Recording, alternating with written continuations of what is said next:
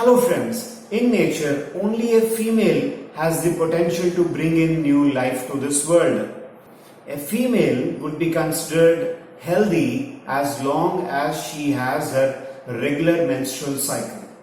When her menstrual cycle is disturbed or there are some additional symptoms which she faces during her menstrual cycle, it could possibly mean a disturbance in her hormones or some sort of a disturbance in her overall health. Many females will be complaining about pain in the lower abdomen during the menstrual cycle or 1 to 3 days before the menstrual cycle begins. Now, why is this pain? This pain is because of the contraction of the muscular tissue inside the uterus so that the endometrial layer is easily separated. So this pain is a natural phenomena, but if the intensity of the pain is very high, either because of some disturbance inside the hormones of the female or because of the sensitivity of the female, either could be the reason. So if the pain is bearable, it should be ignored and a few measures should be taken so that the pain is slightly reduced. But if the pain is so severe, like some females will be experiencing, that they need to be in rest or they cannot do their regular work, they can't go to their school or college or to their office, that is something to be concerned about. Today in this video, we will be talking about the medicines and the food and the exercise which would help to reduce this particular pain. First thing which a person with menstrual cramps should do is to apply heat to the lower abdomen. This could be with the use of a hot water bladder or with the use of an electrical heating pad or with a small pouch of rice or some cereals which you have kept in the micro oven, and you can apply it directly on the lower abdomen. This heat in general would relieve a majority of the patients temporarily from this pain because heat relaxes the muscles. So that is the first thing which anybody who is experiencing menstrual pain should do. Second important thing is the food, and in the food, water is the most important thing. Person who is experiencing dysmenorrhea or a lot of pain in her lower abdomen should be taking a lot of water. If you are not so interested in taking water, if you don't like the taste of water, so you can opt for juices or dilute soups. Now when I'm saying juice, just remember sugar is definitely a big no during your periods. So you should be avoiding taking anything which has a lot of sugar. Even a juice should be made up of just pure pulp and a lot of water in it so that your water balance is maintained. A very important food is banana, which contains a lot of vitamin B6 and vitamin K. Banana helps to reduce the bloating sensation which many females complain along with the pain. So having a banana or two in a day during or a few days before the menstrual cycle starts is really beneficial. Next important food constituent would be magnesium. Any food which is rich in magnesium would really help relax the muscles. It also relaxes it also helps relax the blood vessels. It changes or it brings about a slight balance inside the hormones, so it would help to reduce the mood swings which many females would be experiencing. So magnesium is a very good source. Not only that, magnesium helps in the absorption of calcium. So if you are having proper calcium in your body, the muscle contraction happening in your body would be smooth and without much pain. So magnesium should be a definite ingredient in your food. Sesame seeds, sunflower seeds, pumpkin seeds, these are something which are very rich in magnesium. So what you could do, even almonds and walnuts are also very rich in magnesium. So you can mix all of these things, or depending upon your taste buds, you can choose your thing. 3 days before the beginning of your next menstrual cycle, try this thing. Take a spoonful of these seeds, soak them in a bowl of water overnight. First thing in the morning, chew the seeds and eat the pulp, and also drink the water. Do this thing for 3 cycles continuously, and you tell me how much of benefit this particular natural food has helped you. I'm sure many people will be benefited from this. Not only this, iron-rich food should be included in your diet during this time.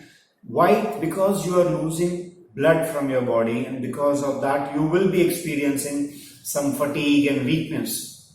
So to reduce this fatigue, green leafy vegetables would be a fantastic option for you.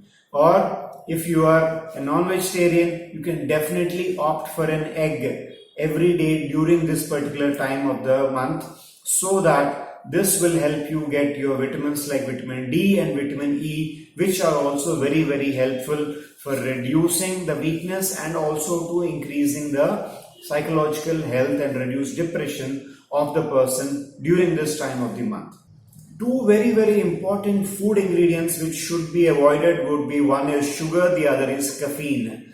Avoid anything which contains caffeine, because this would make your body hypersensitive, because it acts like a stimulant, and already your body is in a tense situation. In such a time, stimulants would not be a very good idea. Instead, you can go for aloe vera juice with a bit of honey and ginger. This will not only keep you refreshed, this will also see that your menstrual cramps are reduced, because aloe vera, ginger and honey, all of these things are very good for controlling the menstrual pains. Fennel seeds, which can be taken in raw or which can be slightly roasted and chewed 3 times in a day. This would not only act as a mouth freshener but also help in reducing the digestive disturbances which many females experience during this time of the month.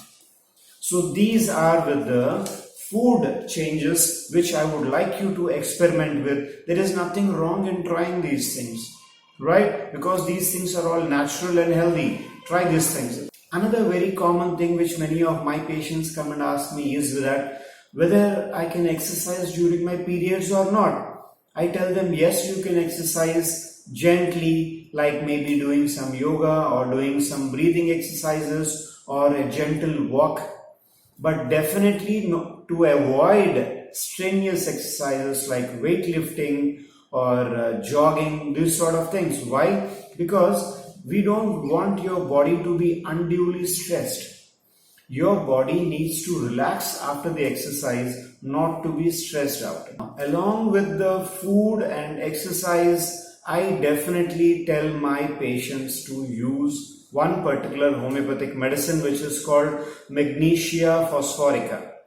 I ask them to take this medicine in the 6x potency. What I ask them to do is to take 10 tablets of this homeopathic medicine and to mix them in 1 liter of water.